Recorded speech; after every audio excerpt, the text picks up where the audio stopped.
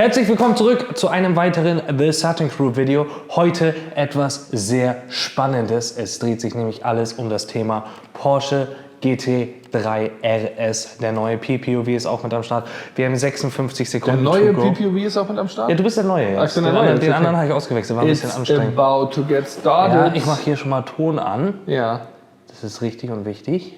Genau. So, dass du auch gucken kannst. Das ist schön. Also, du musst jetzt gleich kurz mitkommentieren. Ich kriege die ersten Sekunden leider nicht mit, denn jetzt gerade geht auch unser neues Video live. Das heißt, das muss ich jetzt schnell machen.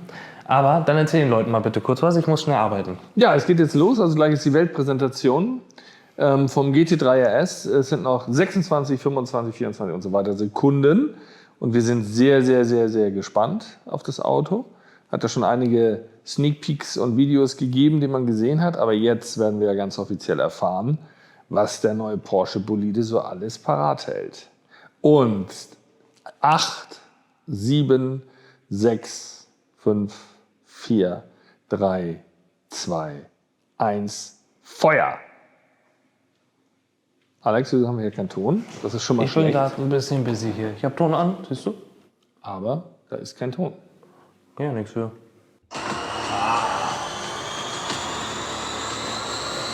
Auch sehr schön. Sehr schön. Welcome to the world premiere of the new Porsche 911 GT3 RS. My name is Patrick Long. Hallo I've had the Patrick. distinct honor of being part of the family for the last 2 decades, both on the racetrack and on the street. And every single time I've jumped into a 911 GT3 RS, I've left with a smile on my face and some pretty warm tires. I'm not going to introduce this car by myself. I have a great guest with me, Andy Preuninger, father of the GT3. Nice to see you. Good to see you, Pat. So as soon as I walk in, there it is, the 996 GT3 RS. Oh, ein bisschen Historie jetzt. Sehr, sehr cooles Auto. Bis auf die Spieler, ja. Amazing, amazing car. So close to the car that I drove on the racetrack. But then, it got interesting. Yeah, well, the first 996 RS was a homologation special to homologate parts that we needed in the race cars that you were driving back then.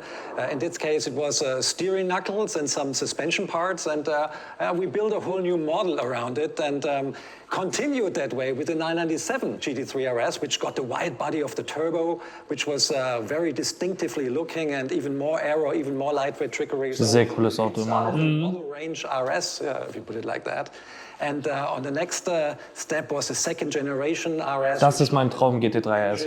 3.8 liters. Das Back war mega cool mit dem Grau und dem Rot. More aero, wider track front and back, and even more lightweight, like the carbon fiber stuff. So it was a pretty nice evolution. When I first jumped into the 991 RS, I thought to myself, how do they do it? How do they give you a 2005 der Ausstand, ne? Von der PS. absolutely punish on the racetrack?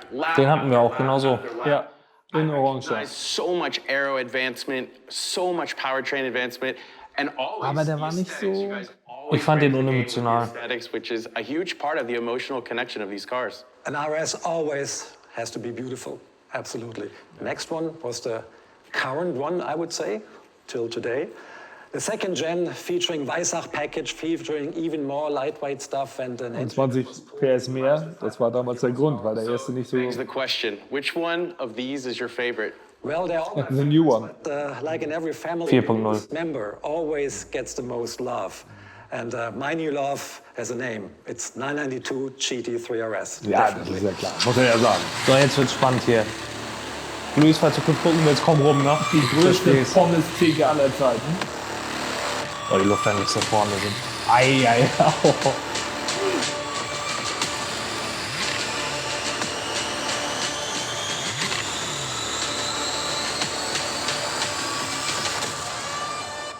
Das ist schon sehr aggressiv. Oh, sehr cool aus, ja.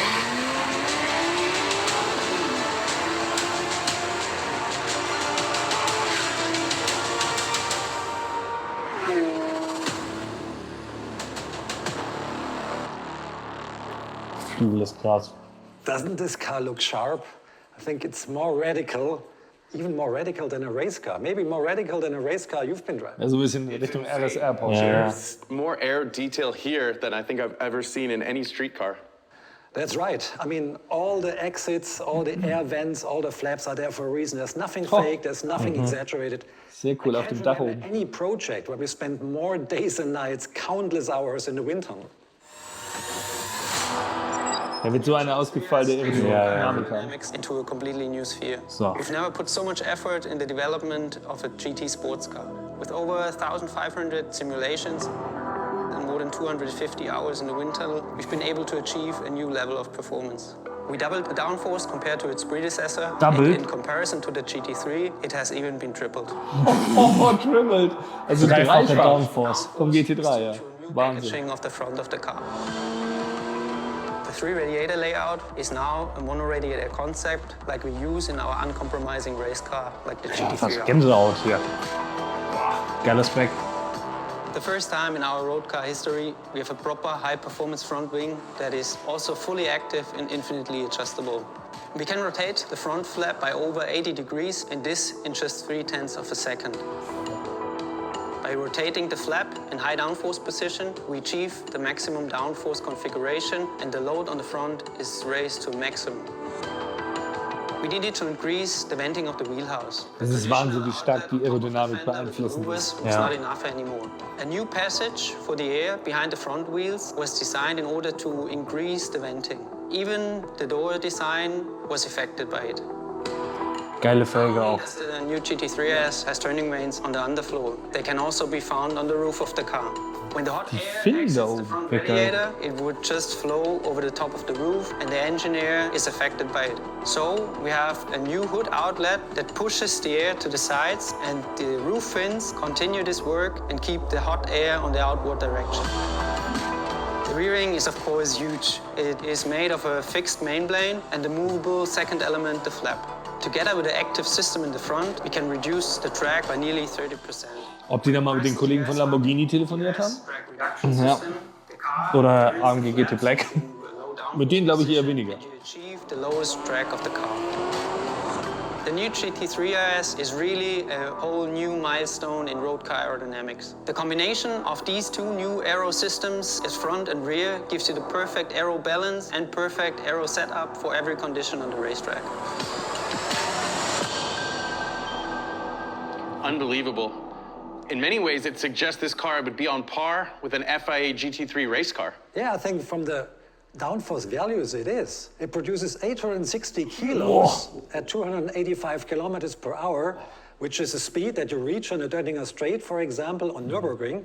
And just look at the father of all wings. It's towering so high above the car, it's even a little bit higher than the roofline of the car. I'm convinced this has to be the most extreme street-legal GT car ever. Absolutely.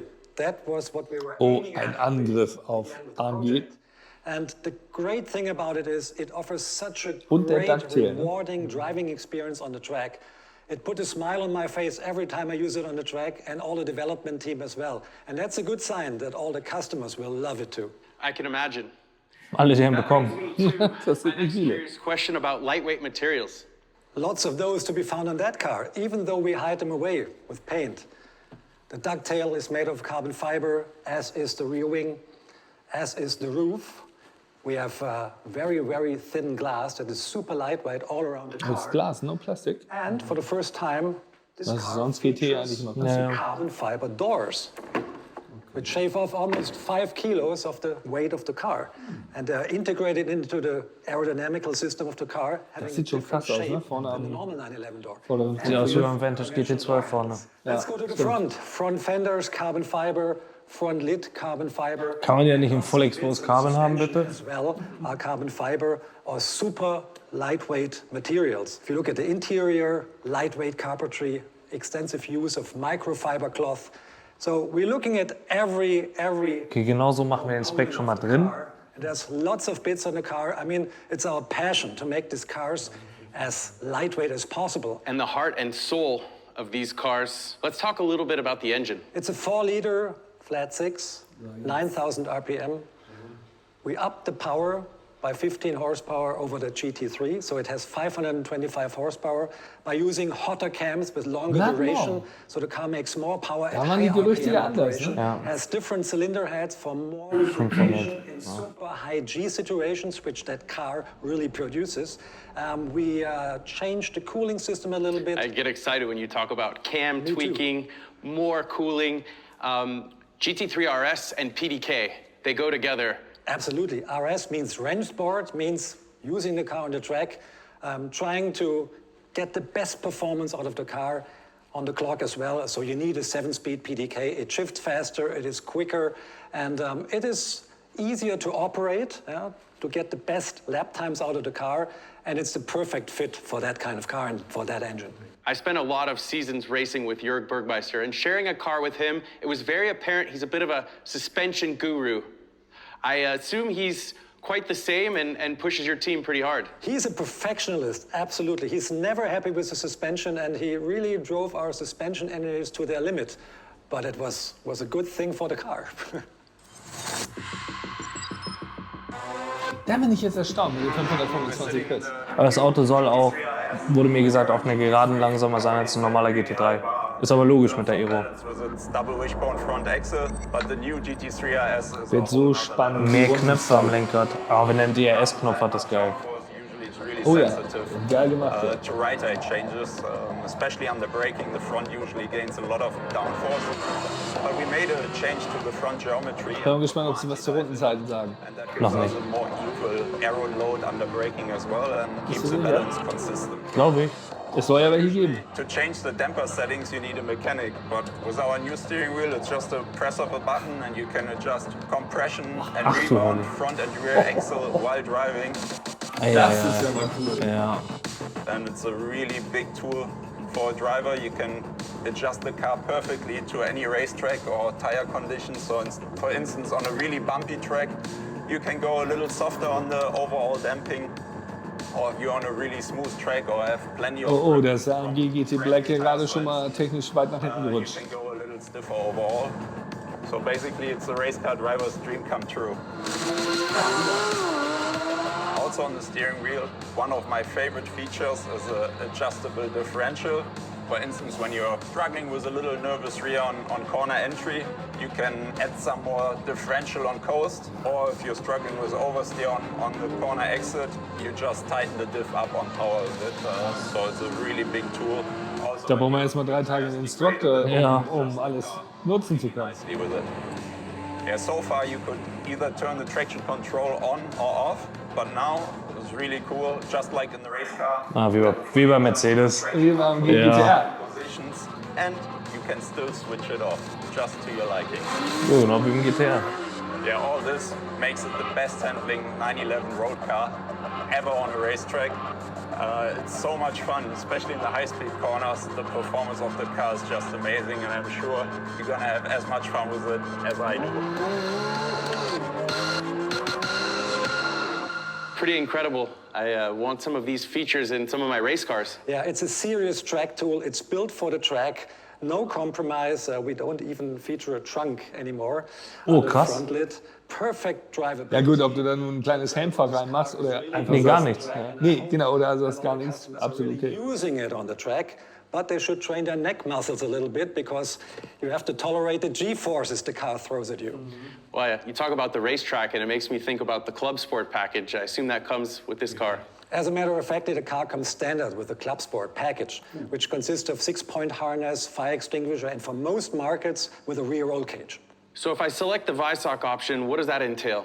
Yeah, the Weissach option has been very popular on the last RS model, so it will be an option here again. This is a non-Weissach package car, so if you would have opted for the Weissach package, the front lid would be visible carbon fiber, the roof would be visible carbon fiber, Okay, the also lower so wie sie es section of the vorher rear gemacht wing as well.